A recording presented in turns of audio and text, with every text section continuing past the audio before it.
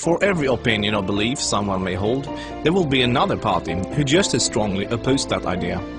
Both sides usually claim to sit with the best arguments, the real facts, and the correct worldview, and ironically, both sides regard the other as being indoctrinated, blind to the obvious and outright stupid. Most people only expose themselves to information that matches their own worldview. It is uncomfortable to do otherwise.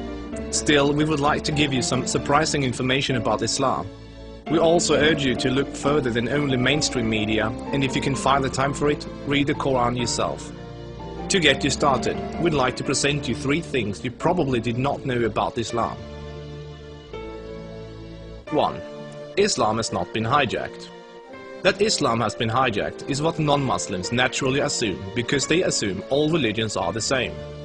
The reason non-Muslims are so easily confused is that most of us don't realize the difference between the Quran and every other religious book we are familiar with. The Christian Bible is a collection of writings from various authors, written sometimes hundreds of years apart, with parables, advice and dreams, all collected together into one book. Same with the Jewish Torah. Even those of us in the West, who are neither Christians nor Jews, are still familiar enough with these religions to know this much, and therefore we assume the same is true for the Quran. But the Quran is only one book written by one man in his own lifetime. It is meant to be taken literally, and it is not full of symbolism or vague analogies. It is mostly direct commands. Of course, the Quran contains contradictory statements, just like other religious books. But the Quran itself provides the reader with a way to know what to do with the contradictions. It's explained in the Quran that if you have 2 passages that contradict each other, the one written later supersedes the one written earlier. Most Westerners are unaware that the peaceful, tolerant passages were written early in Muhammad's prophetic career. According to the Quran, those passages have been abrogated by later, more violent and less tolerant passages. So, when most Westerners hear jihadists quoting violent passages from the Quran, and then peaceful Muslims quoting peaceful passages, they interpret that the way they would if someone was quoting the Bible or the Torah.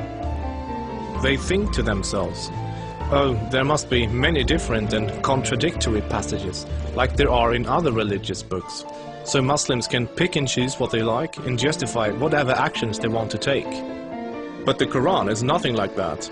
There is no picking and choosing. It says very explicitly and in no uncertain terms that a Muslim must not alter or ignore any part of its very clear and direct message, or they will burn in a fiery torment forever.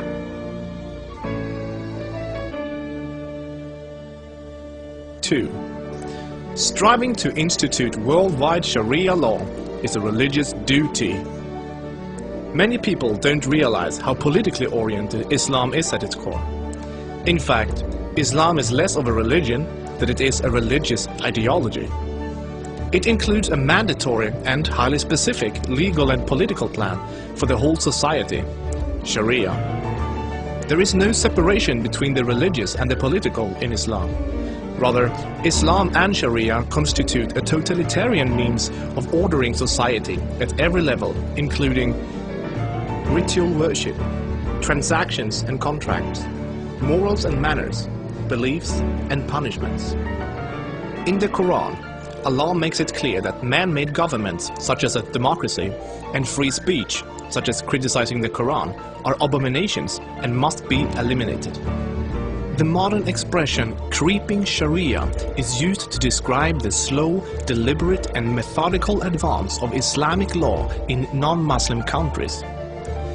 Official Sharia courts already operate in the UK, handling cases ranging from divorce and financial disputes to domestic violence.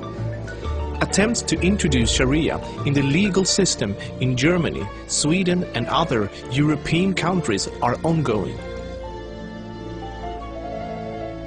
While Sharia already has a foot in our door in the matter of minor disputes like inheritance and domestic violence, it should concern you that Sharia commands that drinkers and gamblers should be whipped, allows husbands to hit their wives, allows an injured plaintiff to exact legal revenge, literally an eye for an eye, commands that a thief must have a hand cut off, commands that homosexuals must be executed, orders unmarried fornicators to be whipped and adulterers to be stoned to death, orders death for both Muslim and non-Muslim critics of Muhammad, the Quran and even Sharia itself, orders apostates to be killed, commands offensive, aggressive and unjust jihad. As written in the Quran, Sharia is the law of Allah. Any other form of government is a sin. It is the duty of every Muslim to keep striving until all governments have been converted to Sharia law.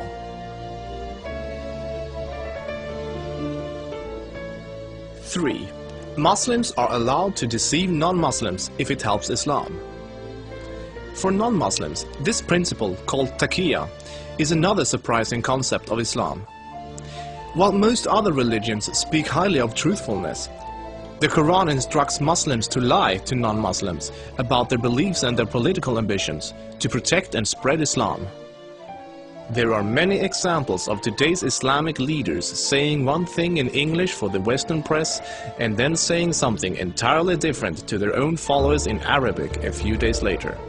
Deceiving the enemy is always useful in war, and Islam is at war with the non-Islamic world until the whole world follows Sharia law. All non-Muslims living in non-Islamic states are therefore enemies. So deceiving Westerners is totally acceptable, even encouraged, if it can forward the goals of the spread of Islam. As a recent example, the Islamic American Relief Agency were seemingly raising money for orphans, but in fact giving the money to terrorists. They deceived good-hearted Western infidels into giving money to organizations that were actively killing Western infidels. Do the research yourself. This is not an isolated case. Islam as a religion of peace. Muslim organizations worldwide often declare that Islam is a religion of peace. But what does that really mean?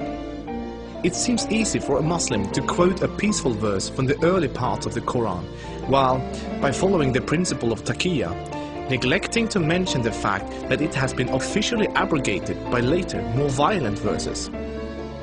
According to the Quran, the world will be at peace only when Islam and Sharia reign in every country, and never until then. This is why every Muslim can truthfully say that Islam is a religion of peace.